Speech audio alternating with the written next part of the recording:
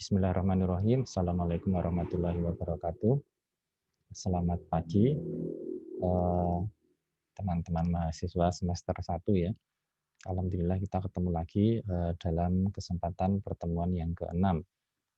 Ini sekaligus informasi sedikit bahwa pekan depan adalah pertemuan terakhir untuk mata kuliah ini menjelang ujian tengah semester atau ujian mid semester. Jadi mohon nanti bisa disiapkan. Baik ya, materi hari ini kita akan bicara tentang tekstur ya. Kita akan bicara tentang tekstur dan keseimbangan. Nah, apa itu tekstur dan keseimbangan? Kita akan coba ya lihat berikutnya, slide berikutnya. Ya, kembali mengingatkan ya, mohon bisa perkuliahan diikuti dengan baik ya, dengan tepat waktu, efisien, komitmen untuk diniatkan dalam rangka kuliah, lalu juga aktif ya, dan terutama adalah tertib dan juga bersih ya.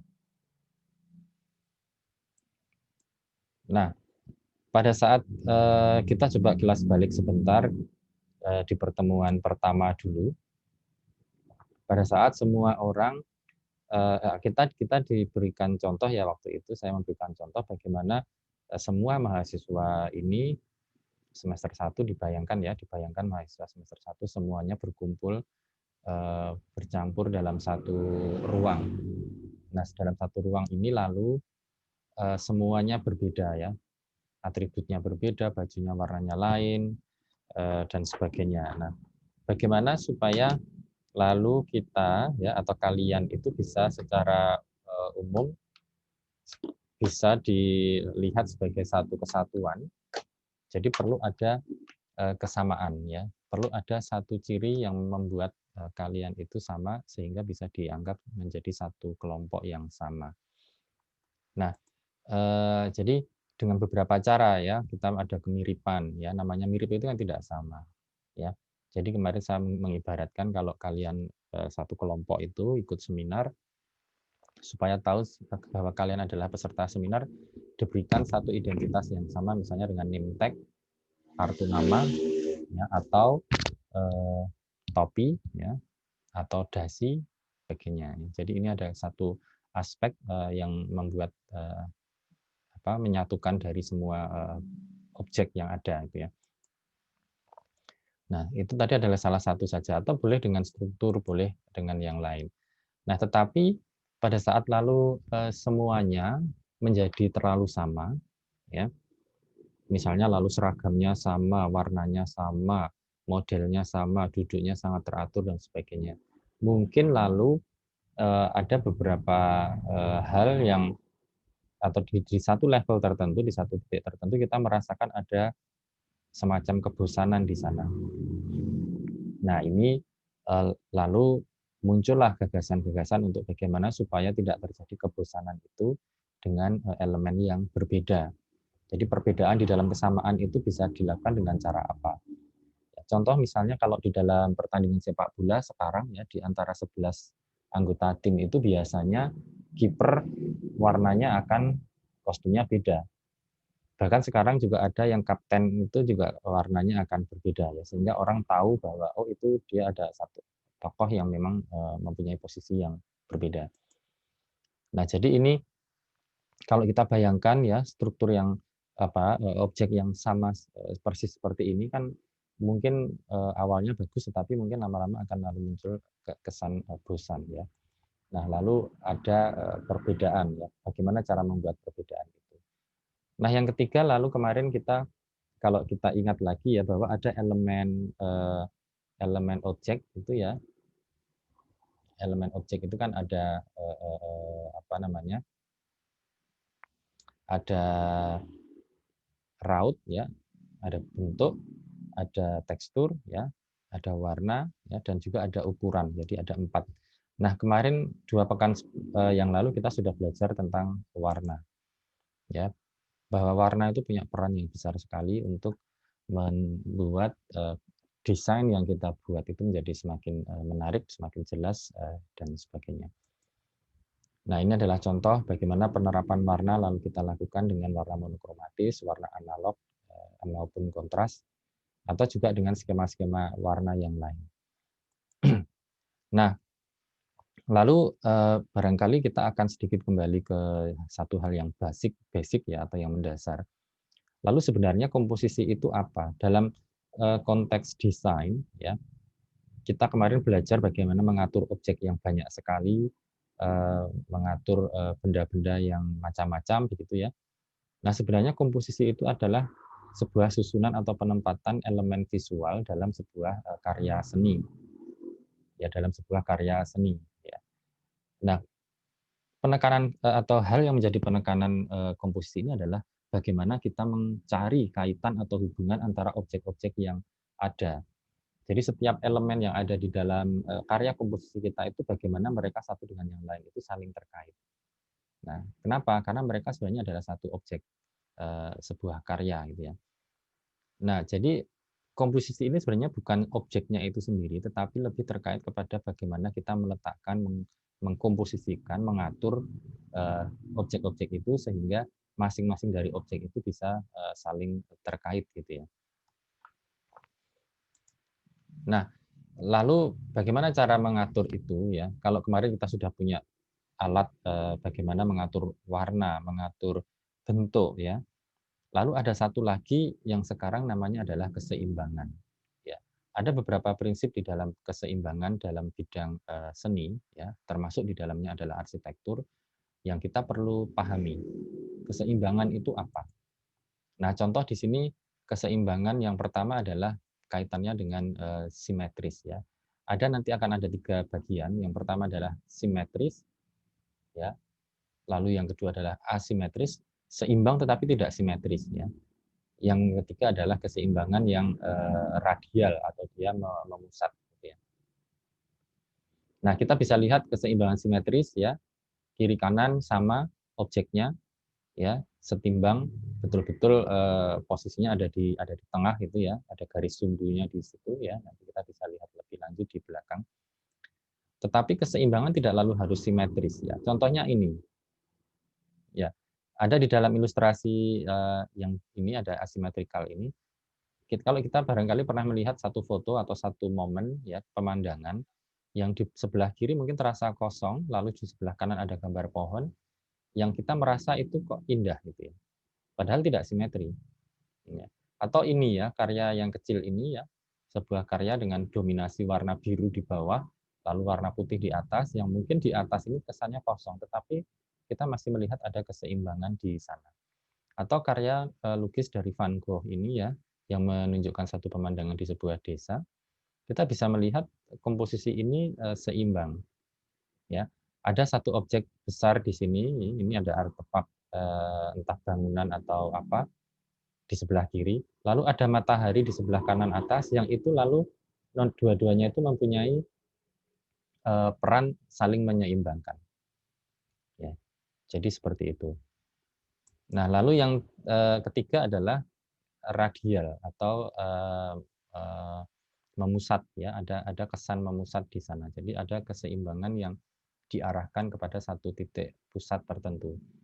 Tidak lalu harus selalu posisinya simetrikal atau simetris seperti ini ya, tetapi ditunjukkan di contoh ini dia sebenarnya agak bergeser ke kanan ya, tidak betul-betul berada di tengah persis ya.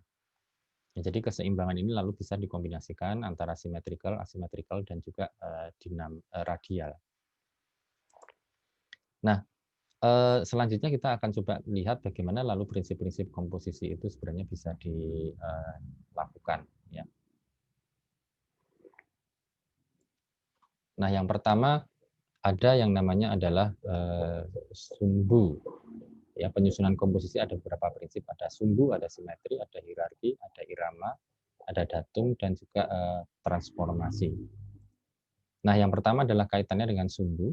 Ya, sumbu ini kita bisa melihat ada apa namanya, satu garis imajiner yang dia membelah atau menjadi seolah-olah itu cermin dari objek-objek yang ada di sekitarnya. Ya.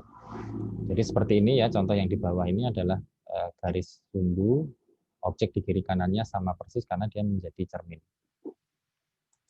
Nah, ini yang lalu akan membentuk simetri, ya, akan membentuk simetri kiri, kanan, dan seterusnya. Tetapi rupanya simetri tidak hanya terjadi di antara satu sumbu saja atau satu aksis ya dalam bahasa Inggrisnya. Tapi bisa saja sumbunya itu ada dua, sehingga simetrinya terjadi antara kiri, kanan, atas, bawah. Bisa juga sumbu simetri juga dia ada kombinasi lebih dari dua ya, seperti ini tiga, sehingga dia akan memberikan kesan melingkar gitu ya. Nah, yang kedua adalah hierarki. Ya, hierarki maksudnya apa? Hierarki ini berkaitan dengan bagaimana sebuah benda itu mempunyai posisi tingkatan posisi yang berbeda. Ya, jadi dari ukurannya kita bisa melihat bahwa objek yang paling besar ini dengan objek yang lain, yang mayoritas kotak-kotak ini ukuran mempunyai posisi nilai penting yang berbeda, termasuk juga yang paling kecil ini, sehingga ada tingkatan ya, ada tingkatan kepentingan atau tingkatan posisi di dalam satu objek ini. Boleh saja fokusnya kita akan kepada objek yang lebih besar, tetapi rupanya objek yang lebih kecil ini pun juga mencuri perhatian kita karena dia berbeda ukurannya dengan yang lain.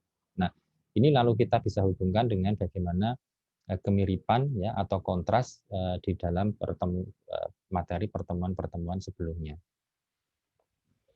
Nah, berikutnya adalah dari bentuknya ya seperti ini. Jadi bentuk maupun ukurannya bisa saja digeser menjadi berbeda. Nah, ini yang tadi juga saya sebutkan ada kontras ya, kontras bentuk ya, atau ada perbedaan dari penyusunan tatanan objek itu ya. Nah, bisa jadi ukurannya sama tetapi penempatannya yang berbeda, posisinya dia pisahkan. Jadi ada ruang yang ada di sini itu walaupun kosong, tetapi tetap kelihatan seimbang karena munculnya satu objek ini di tengah-tengah. Ya, jadi tidak lalu harus seimbang itu semua penuh tidak, tapi ada ruang kosong seperti ini itu juga sebenarnya bisa membantu munculnya keseimbangan itu. Nah, yang ketiga adalah pengulangan atau irama. Ya, jadi ini adalah bagaimana irama itu bisa muncul ya, perulangan. Nah, perulangan inilah yang nanti akan membuat ritme itu terasa. Ya, mungkin ini lalu terulang lagi kita flashback ke pertemuan awal dulu ya, ada pengulangan atau ada struktur. Bagaimana objek itu dikaitkan dengan struktur yang berulang. Jadi objek yang macam-macam pun juga seperti ini contohnya ya. Ini menjadi tetap menyatu karena dia dibingkai oleh satu perulangan kotak ya, yang sama. Atau perulangan detail ya. Objeknya lingkaran, segitiga, dan kotak, tetapi ketiganya ada perulangan dari detail kotak kecil takikan yang sama. Atau warnanya, atau teksturnya yang diulang, dan sebagainya. Nah, yang berikutnya adalah datum ya. Datum ini semacam terbagi menjadi tiga sebenarnya ya. Ada garis, ada bidang, dan ruang. Nah, ini menjadi semacam basis ya atau landasan objek-objek itu akan saling menempatkan diri. Ya, contohnya di dalam garis ini ya dia ada semacam garis kosong yang menghubungkan justru objek-objek yang ada di sekitarnya membentuk konfigurasi tertentu. Atau kalau dia di dalam sebuah bidang, dia menempati satu bidang yang sama, apakah itu di bawah, di lantai, atau mungkin di atas, atau di dinding, dan sebagainya. Nah, di dalam satu bentuk ruang, itu juga demikian, jadi dia diwadahi dalam satu ruang yang sama, sehingga objek yang macam-macam itu pun juga lalu secara entitas, secara komposisi menjadi satu bagian. Nah, ibaratnya kita bermain musik ya, kalian kalau mendengarkan musik itu, coba didengarkan, pasti ada ritmenya, ada bagian yang berulang, yang itu akan terus berulang dari awal sampai akhir. Kalaupun dia berubah, itu akan ada perubahan-perubahan yang dimodifikasi dari nada-nada musik yang ada. Nah, perulangan atau datum inilah yang menjadi landasan bagaimana kita menempatkan nada-nada yang berbeda itu ya, seperti garis birama ini kan sebenarnya menjadi apa namanya, tempat ya, tempat nada atau not-not itu yang berbeda itu dia saling menempatkan. Ya, musik apapun ya, bahkan sebuah musik heavy metal sekalipun kalau didengarkan dengan cermat itu akan ada ritme yang dia itu berulang ya.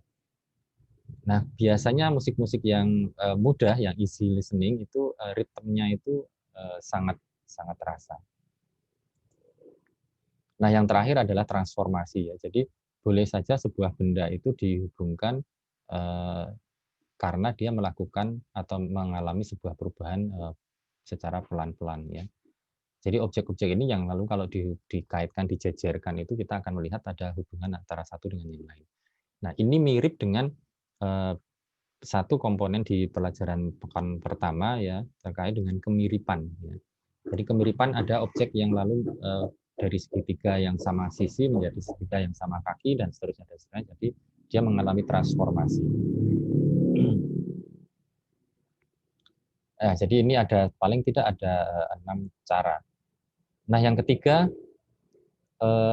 ada satu lagi bagian yang juga perlu diperhatikan adalah sistem proporsi dan skala. Sistem proporsi dan skala ini mungkin lalu bisa dilihat di terutama yang kelas saya pernah sharing tentang proporsi dan skala ini apa perbedaannya di pertemuan mata kuliah studio perancangan 1 ya. Boleh nanti dilihat di open learning ya. Di bagian itu ada satu materi tentang proporsi dan skala untuk kelas D dan E. Ya, itu bisa dilihat juga. Nah, jadi di dalam sistem proporsi skala ini kita akan lihat apa itu perbedaannya. Jadi proporsi ya dalam penjelasan saya itu adalah sebenarnya perbandingan antara objek itu sendiri ya. Contohnya ini kita punya objek kotak. Ya, objek kotak ini antara sisi-sisinya kan sama, artinya sisinya adalah 1:1, sama ya. Nah, sementara yang di sini sudah bukan 1:1 lagi ya, B dan A. Jadi ini akan angkanya lain ya. Jadi perbandingannya adalah A atau B ya, B dibanding B plus A dan seterusnya. Jadi permainan sistem proporsi inilah sebenarnya yang lalu menjadi dasar untuk menentukan si objek sendiri itu ukurannya berapa sih ya. Nah, proporsi inilah yang lalu berkembang ya di masa klasik Yunani, ada yang dikembangkan oleh Pythagoras ya, salah satunya, bahwa proporsi yang paling bagus itu yang mengikuti kaidah-kaidah ini yang disebut dengan golden section.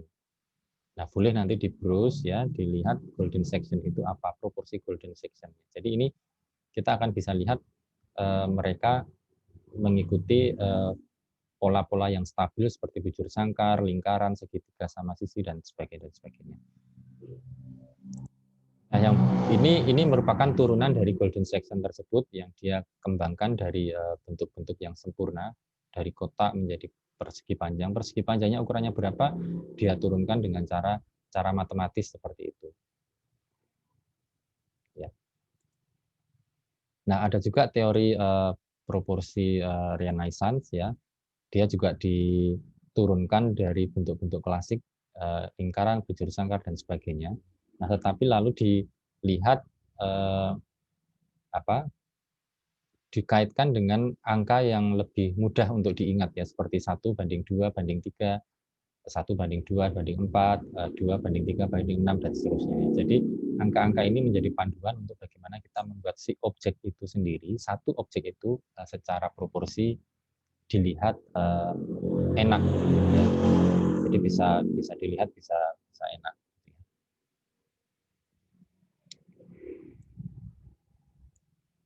Nah, yang berikutnya ada proporsi yang lain yang ini dikembangkan oleh masyarakat atau orang-orang di Jepang. Ya, dia kembangkan berdasarkan satu unit berbentuk persegi panjang seperti ini. Yang ini nanti akan bisa dikembangkan, disusun macam-macam sehingga nanti akan membentuk variasi ukuran dan bentuk yang berbeda.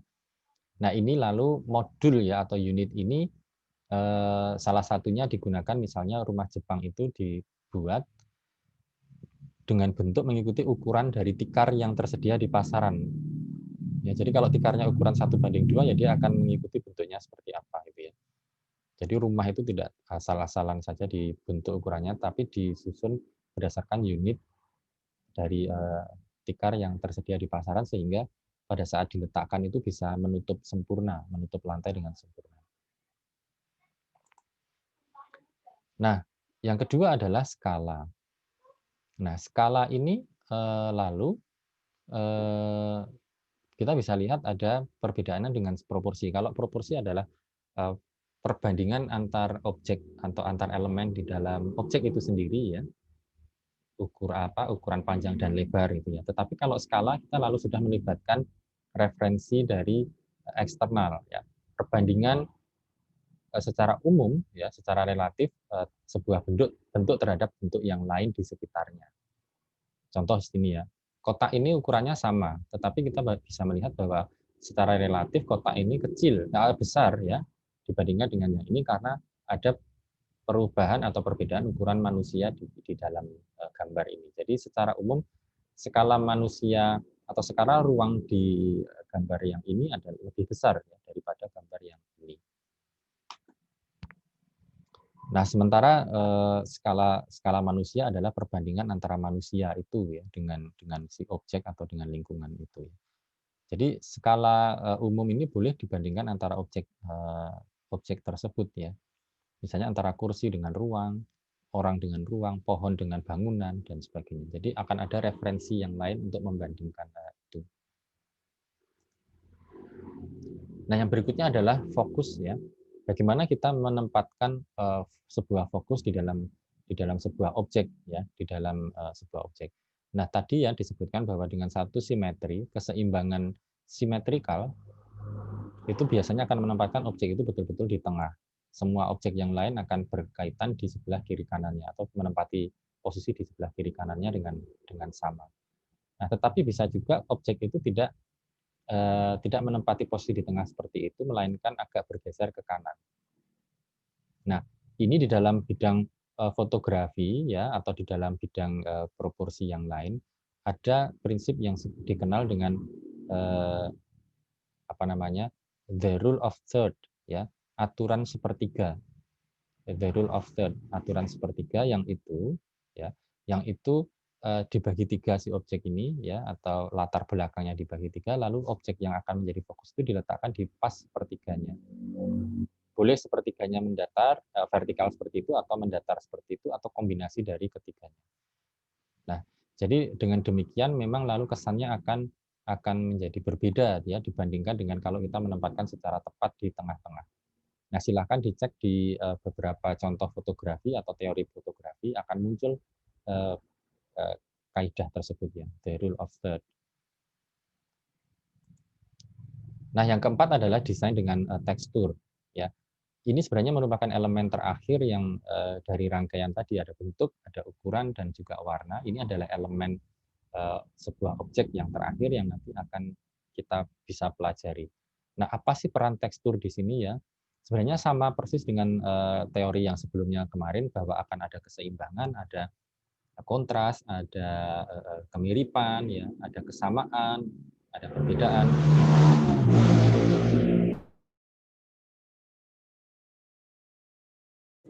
Ya, nah tetapi kita menggunakan efek rabaan ya, jadi kesan kasar, halus, tebal, tipis, apa namanya, itu muncul di dalam objek yang kita buat ya. Jadi ini adalah contoh bagaimana kombinasi antara warna yang berbeda ini, tiga warna dasar itu, dengan kesan tekstur kasar ya yang dia munculkan. Lalu ini juga demikian. Jadi ada kesan kasar ya. Ini kalau objeknya aslinya kita lihat itu ada kesan tiga dimensinya yang muncul di sana. Nah, ini contoh yang lain dengan material yang lain ya. Dia menggunakan material natural ya, dengan bahan-bahan yang ada di sekitarnya ya. Bisa jadi ini adalah kulit buah atau apa itu. Atau dengan bahan-bahan yang lain seperti kain,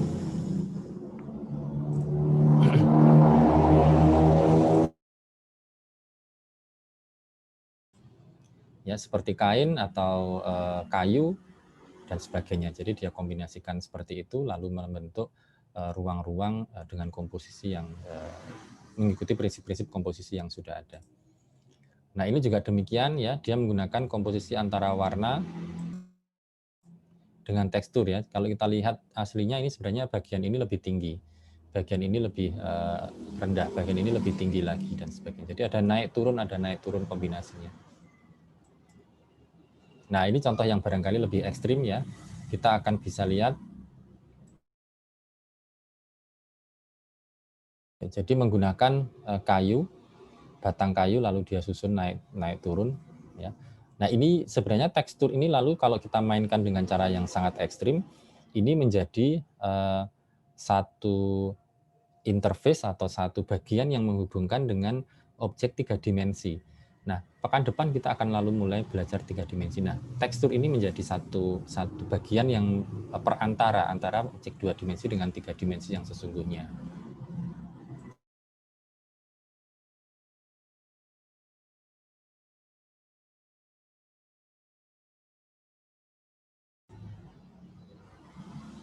Nah, ini adalah contoh yang lain. Ya, dia menggunakan batang-batang sedotan atau batang pipa ya. Dia diatur dengan sedemikian naik turun dan sebagainya. Ya, hampir sama dengan yang tadi. Nah, ini contoh yang lain lagi dengan menggunakan material korek api ya.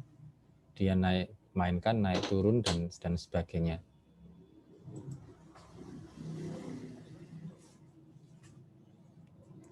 Ya.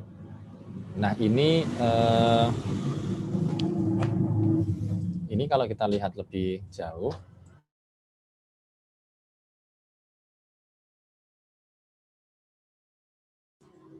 permainan tekstur ini lalu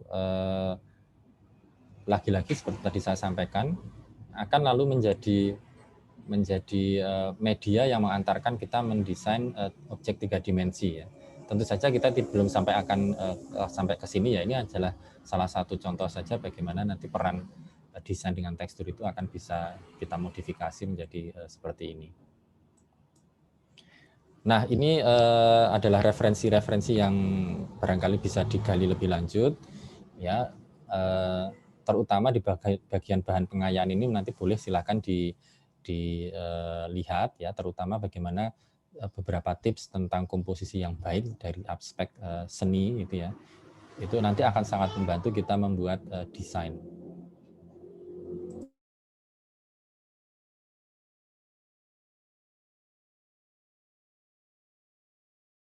Ya, baik. Nah, untuk latihan pekan ini ya kita akan mengambil tema tekstur ya. Setiap mahasiswa diminta untuk membuat karya rancangan dengan tekstur ya. Nah, boleh nanti mengambil inspirasi itu dari mana saja, boleh dari buku, dari internet, dari gambar, dari foto, dari objek, atau dari gagasan sendiri, boleh nanti digambarkan di sana gagasannya seperti apa. Nah, lalu lakukan modifikasi secara signifikan dari objek-objek tersebut ya. Jadi jangan lalu objek contoh itu diambil begitu saja, jangan ya, itu tidak boleh melakukan dengan cara seperti itu. Nah, jangan lupa gunakan prinsip-prinsip desain yang sudah dipelajari ya, ada unity, ada dinamis, ada keseimbangan tadi sudah dijelaskan di sana. Nah, kaitkan dengan interaksi warna, tekstur dan sebagainya.